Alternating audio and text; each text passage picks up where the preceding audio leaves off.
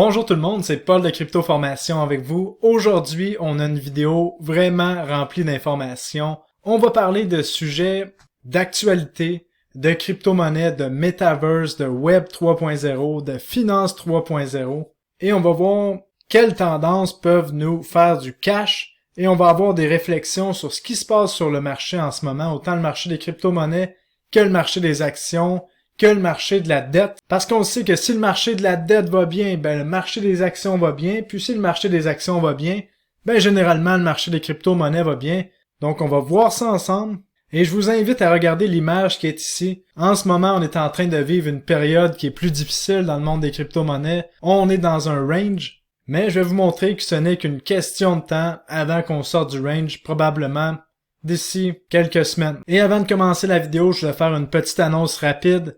Vous avez été plusieurs à le demander, mais là, la formation de base d'initiation aux crypto-monnaies est maintenant de retour. Là. Je vous ai fait une formation, vous cliquez en haut sur la bannière ici, 33% de réduction pendant encore 6 jours. Pour l'initiation aux crypto-monnaies, il y a plusieurs personnes qui la demandaient, je l'ai refaite au complet dans les dernières semaines, donc vous avez une formation tout fraîche 2022. Si ça vous intéresse, à apprendre comment acheter, vendre, sécuriser ses crypto-monnaies, faire des transactions, c'est là que ça se passe. Utiliser des exchanges centralisés, des exchanges décentralisés, comment ouvrir ses portefeuilles. Donc pourquoi j'ai fait cette formation-là, c'est tout simplement parce que moi, quand j'ai commencé dans les cryptos, j'aurais aimé que quelqu'un ait créé cette formation, donc c'est pour ça que je l'ai créée. Donc si ça vous intéresse, allez voir sur mon site paulcryptoformation.com.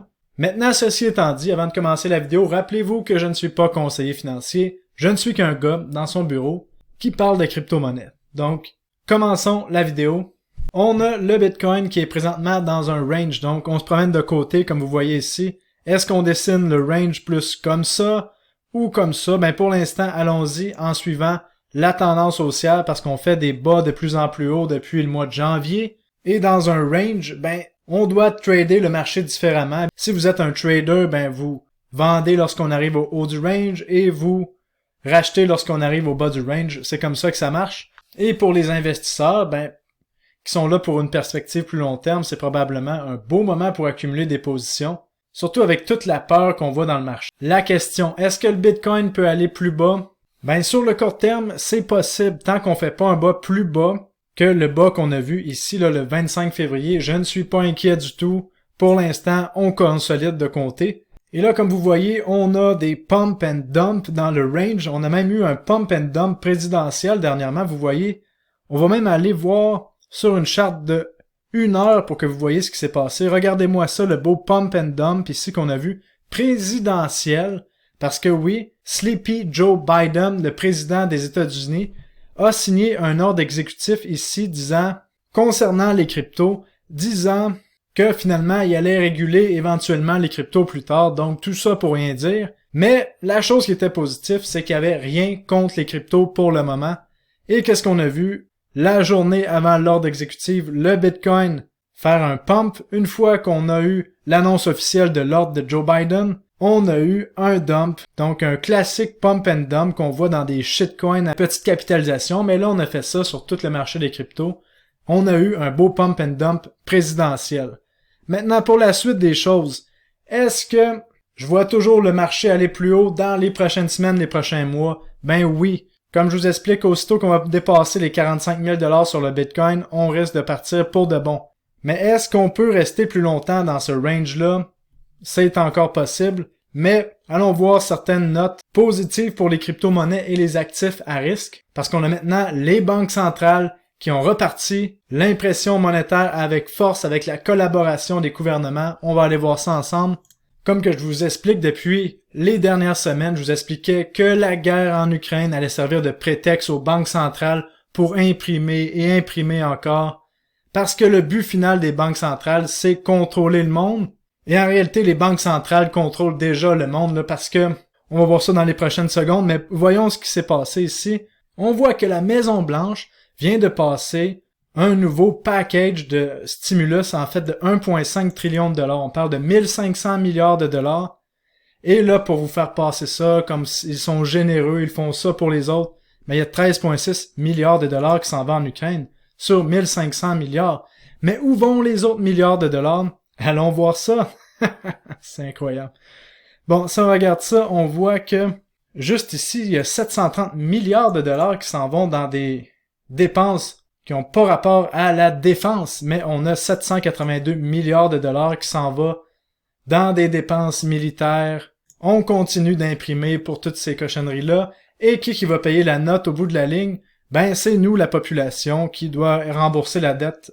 En tout cas, ça, c'est aux États-Unis. On a la même chose au Canada. Vous avez la même chose en Europe. Et ça, qu'est-ce que ça crée? Ben, ça crée plus de dettes. Et quand on a plus de dettes, ben, les banques sont contentes, l'économie tourne, tout va bien.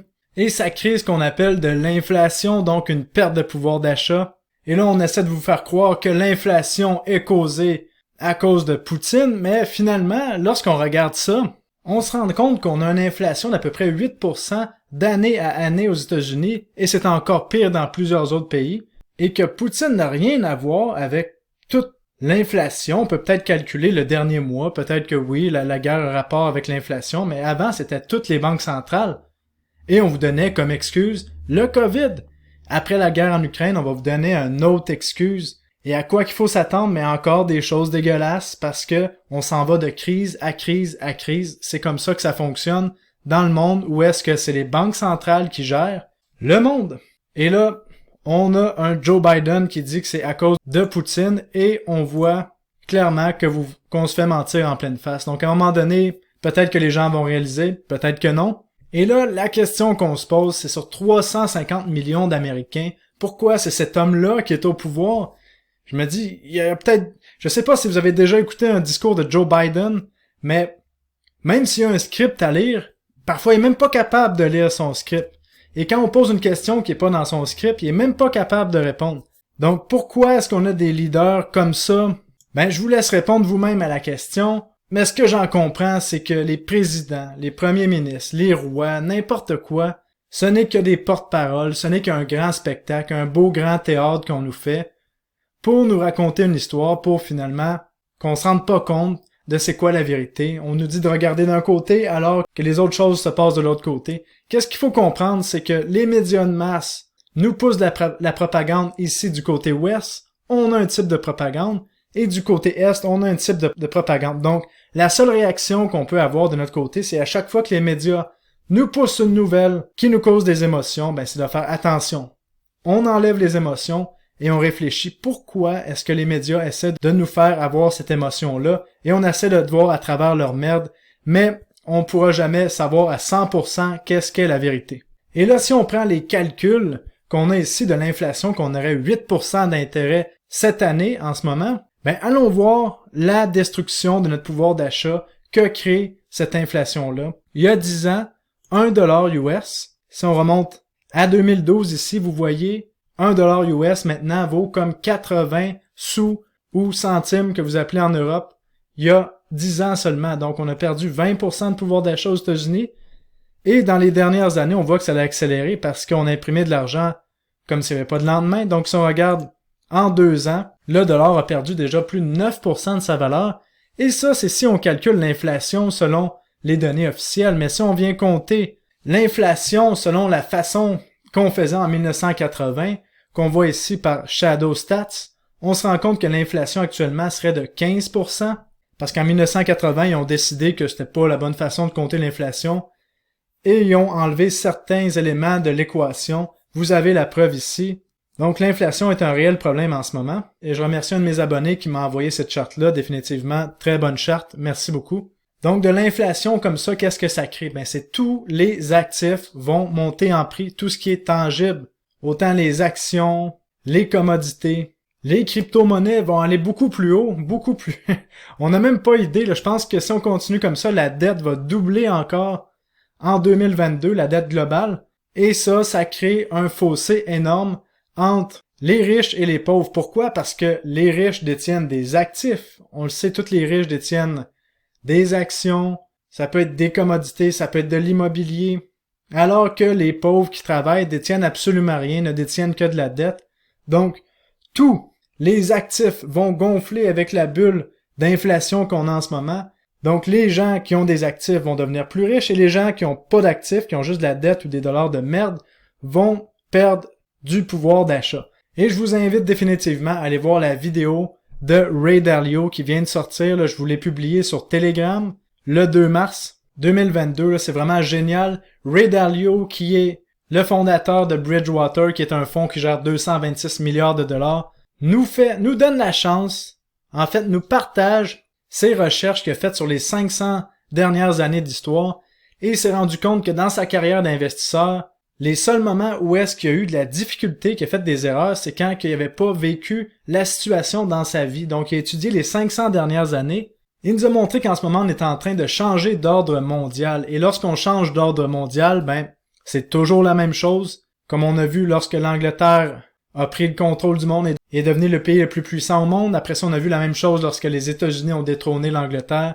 Et là, en ce moment, selon Ray Dalio, on verrait la Chine qui est en train de monter rapidement et le déclin de l'Empire américain. Et c'est pour ça qu'on maintient l'impression monétaire au maximum et dans les 500 dernières années, à chaque fois qu'on a eu le déclin d'un empire et la montée rapide d'un autre empire, on a des temps très difficiles, on a de la guerre, on a de l'impression monétaire, on a des bulles qui se créent dans plusieurs secteurs, des bulles qui gonflent et qui explosent à un moment donné.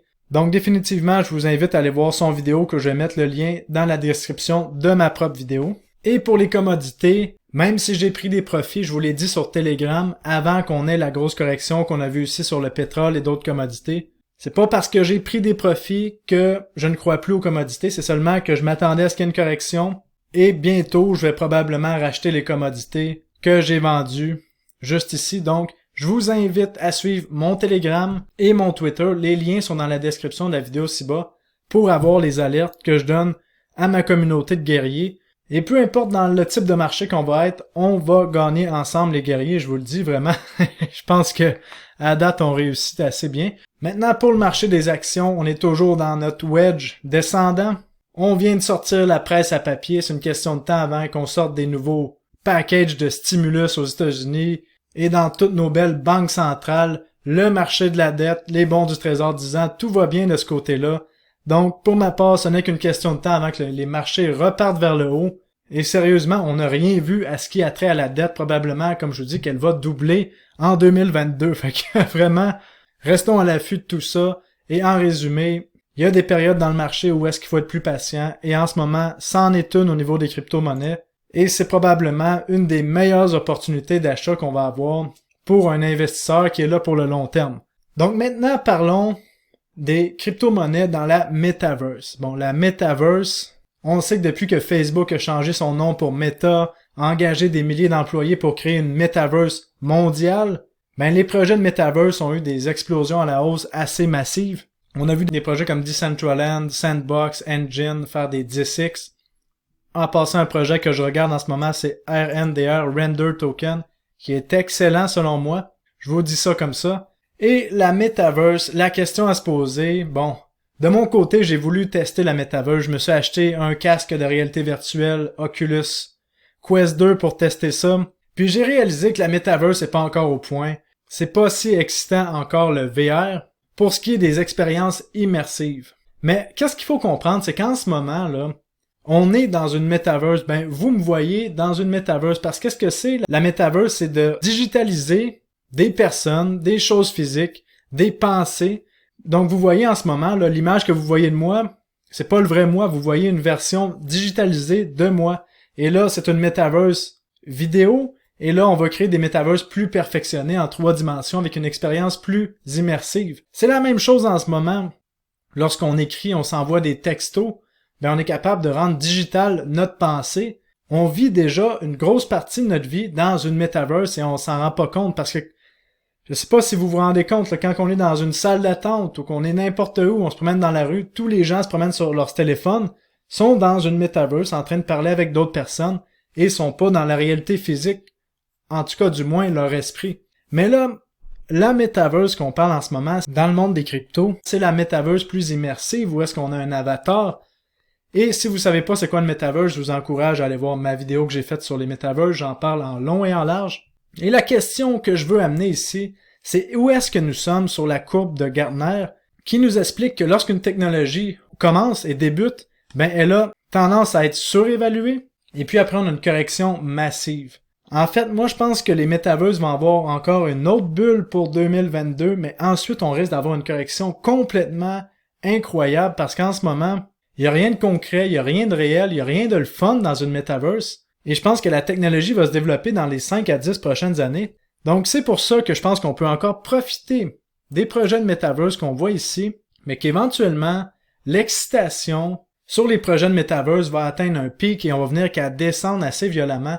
Donc les projets de metaverse, même si ce sont des bons projets ou des mauvais projets, ça va descendre énormément. Et on a besoin de ça dans des cycles de hype et d'innovation. Ben c'est comme ça. À chaque fois on a des petites bulles, on corrige, mais on va toujours de plus en plus haut pour les gros projets. Et ça prend des corrections massives pour enlever les projets de merde. Et ce qu'il faut comprendre là, dans la vie d'un investisseur, c'est que je pense que ça c'est une leçon la plus importante si vous êtes un investisseur.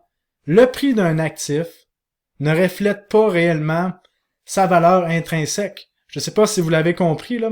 Parce que par exemple ici on regarde la charte du Bitcoin. Vous vous rendez compte que on a le Bitcoin en ce moment à 39 000 $. Mais est-ce que le Bitcoin est moins bon à 39 000 $ que lorsqu'il était à 69 000 $ là, en novembre dernier ou à 64 000 $? Ben non, pas du tout, c'est le même Bitcoin. Vous vous rendez compte? Puis c'est le même Bitcoin qu'on avait en 2017 à 20 000 $ ou en 2018 à 3 000 $. La seule chose qu'il faut comprendre, c'est que on a des cycles de boom and bust dans une tendance haussière. Donc si on met la charte en logarithmique ici, on voit qu'on peut clairement dessiner une ligne de tendance haussière.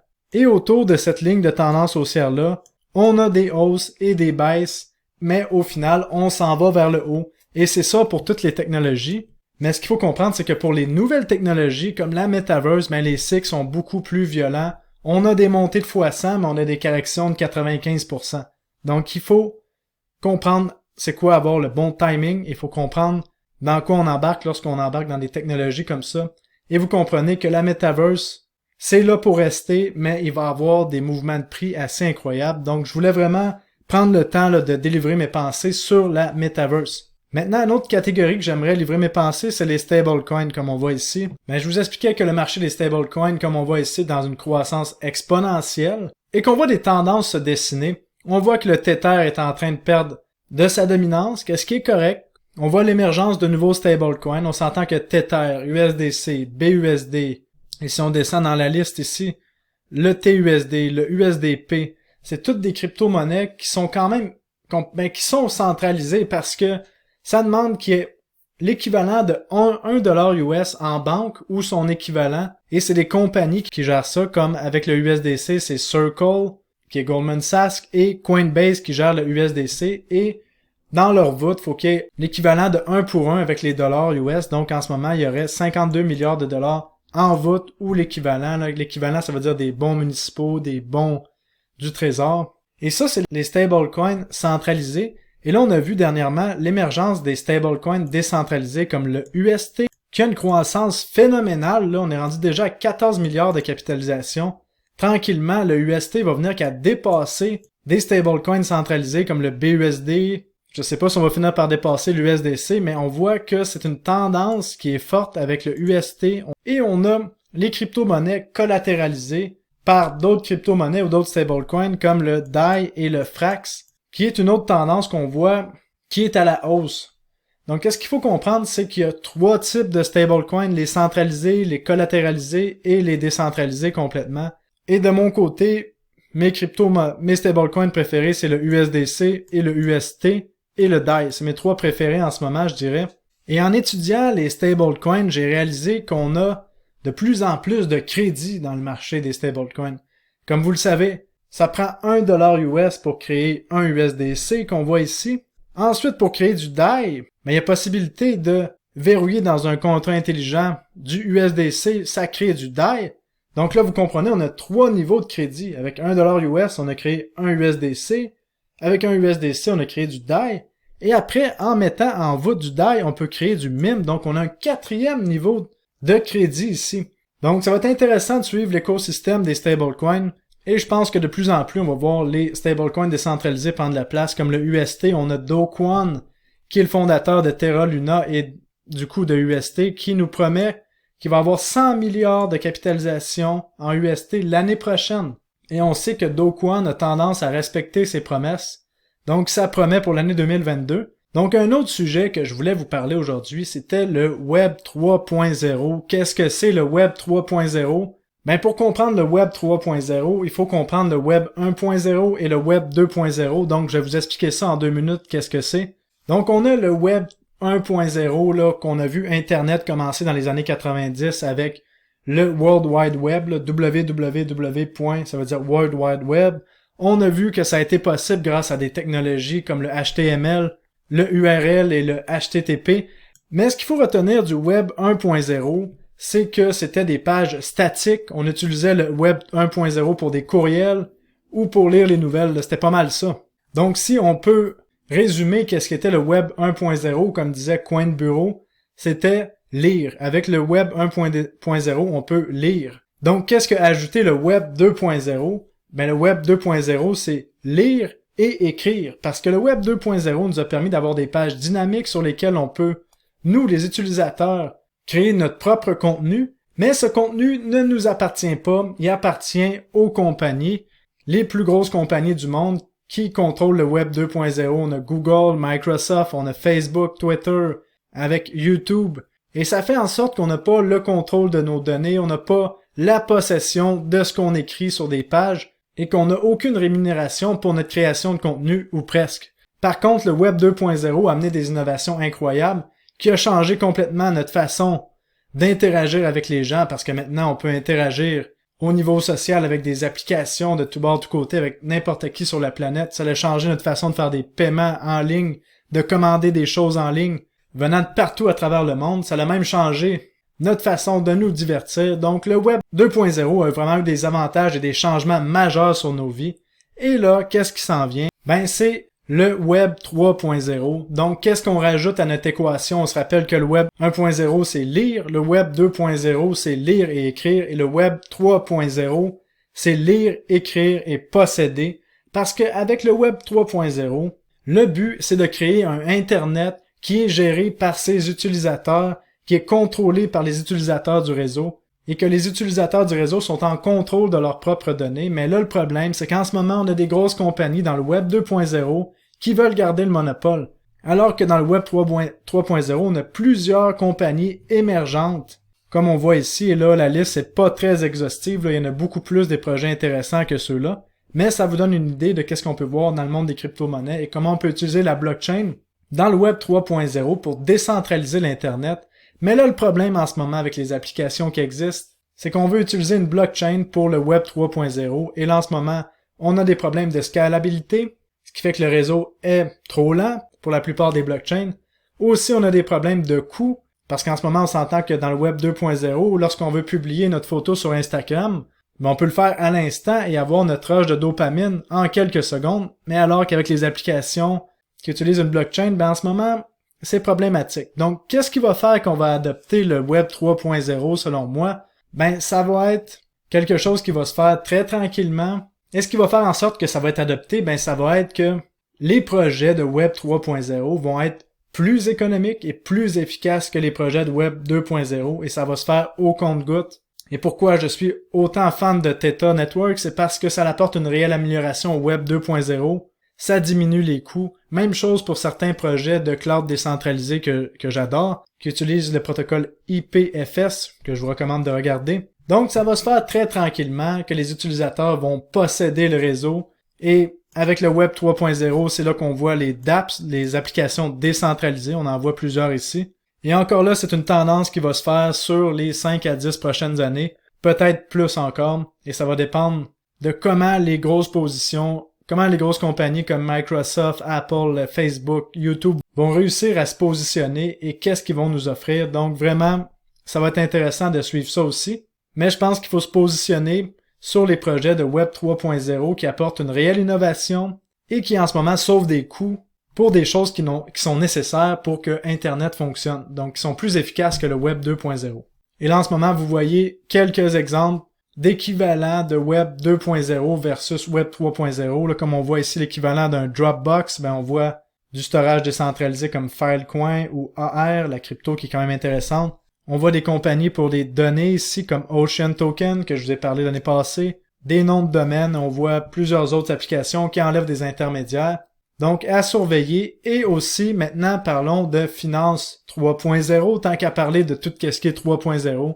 La finance 3.0, mais encore une fois, c'est de décentraliser des processus de la finance. Et on voit un beau tableau ici qui est quand même intéressant, où est-ce qu'on voit que plusieurs catégories de la finance, pratiquement toutes les catégories de la finance 2.0 ont leur équivalent du côté décentralisé, comme on voit ici. Et là, pour que ce soit adopté, il faut qu'il y ait une efficacité plus grande que la finance 2.0 et sûrement qu'il va falloir avoir des régulations, malheureusement. Donc, la régulation va amener beaucoup de capitaux dans les crypto-monnaies, mais c'est un couteau à double tranchant. Donc, encore là, il faut surveiller les régulations malgré tout. Mais au final, avec l'expansion de la dette qu'on voit sans précédent, on sait que les crypto-monnaies d'importance vont toutes finir qu'à monter beaucoup plus haut qu'on est en ce moment. Et là, pour faire fonctionner la finance décentralisée, on a les applications qu'on appelle Layer 3, donc troisième couche. Donc, par exemple, on a l'Ethereum qui est la première couche de blockchain. Pour qu'Ethereum soit plus efficace, on peut utiliser Polygon, qui permet d'avoir des frais de transaction de moins d'1 centime. Mais après, le problème avec la DeFi en ce moment, c'est qu'on est sur plusieurs blockchains, qu'on peut avoir plusieurs portefeuilles, et c'est là qu'on voit des applications arriver comme DeFi Yield, qui est un Layer 3, qui permet de tout rassembler au même endroit, notre DeFi, de pouvoir avoir des pools de staking au même endroit. Les Layer 3 vont vraiment être quelque chose d'important qui va faciliter l'utilisation de la finance décentralisée, de la finance 3.0. Donc les Layer 3, c'est très important. On a DeFi Yield, je pense, qui est en train de faire son ICO, une levée de fonds en ce moment. Donc, de mon côté, je trouve ça très intéressant. J'ai mis un billet là-dessus. Aussi, on a les exchanges décentralisés que vous connaissez tous. On les voit ici, mais on s'entend que ça fonctionne en silos de façon séparée. Donc, il va y avoir des exchanges décentralisés de niveau 3, comme on voit ici, Rango Exchange, qui m'a complètement épaté, qui permet de faire des transactions, des swaps d'une blockchain à une autre en l'espace d'un clic. Donc, je vous recommande d'aller l'essayer juste pour le plaisir, Rango Exchange. Comme vous voyez un exemple ici sur Rango Exchange, par exemple, vous avez du USDC qui est un stablecoin sur la blockchain de Polygon. Vous voulez l'échanger sur du UST sur la blockchain de Terra. Mais là, il faut passer par des bridges, c'est fatigant. Mais Rango Exchange automatise tout ça. Par exemple, votre USDC va passer par AnySwap, changer automatiquement sur la blockchain de la Binance Smart Chain, puis on va aller sur OneInch pour échanger votre USDC de la Binance Smart Chain contre du UST de la Binance Smart Chain, et puis on va aller sur TerraBridge pour faire passer votre UST de la Binance Smart Chain jusqu'à la blockchain de Terra. Donc vous voyez tout ça de façon automatisée, 2,47$ et environ 12 minutes pour faire les transferts.